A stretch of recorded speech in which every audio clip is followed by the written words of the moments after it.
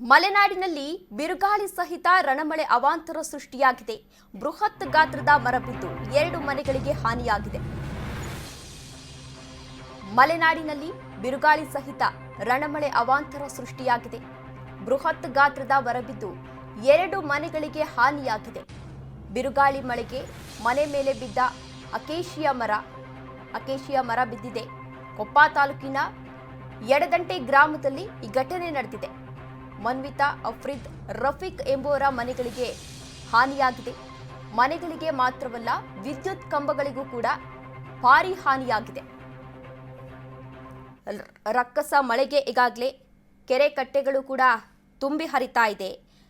ಮಲೆನಾಡಿನಲ್ಲೂ ಕೂಡ ಬಿರುಗಾಳಿ ಸಹಿತ ಮಳೆ ಸುರಿತಾ ಇದೆ. ಆ ಹಿನ್ನೆಲೆಯಲ್ಲಿ ಬೃಹತ್ ಗಾತ್ರದ ಮರ ಬಿದ್ದು 2 ಮನೆಗಳು ಸಂಪೂರ್ಣವಾಗಿ ನಾಶವಾಗಿದೆ. ದೃಶ್ಯದಲ್ಲಿ ಗಮನಿಸ್ತಾ ಇರಬಹುದು. 2 ಮನೆಗಳ ಮೇಲೆ ಒಂದು ಬೃಹತ್ ಗಾತ್ರದ ಮರ ಬಿದ್ದು ಆ ಮನೆಗಳು ನಾಶವಾಗಿರುವಂಥದ್ದನ್ನ ಗಮನಿಸ್ತಾ ಇರಬಹುದು. ಮನ್ವಿತಾ, ಅಫ್ರೀದ್, ರಫೀಕ್ ಎಂಬುವರ ಮನೆಗಳಿಗೆ ಹಾನಿಯಾಗಿದೆ. ಸಾಕಷ್ಟು ಪ್ರಮಾಣದ ನಷ್ಟ ಕೂಡ ಆಗಿದೆ.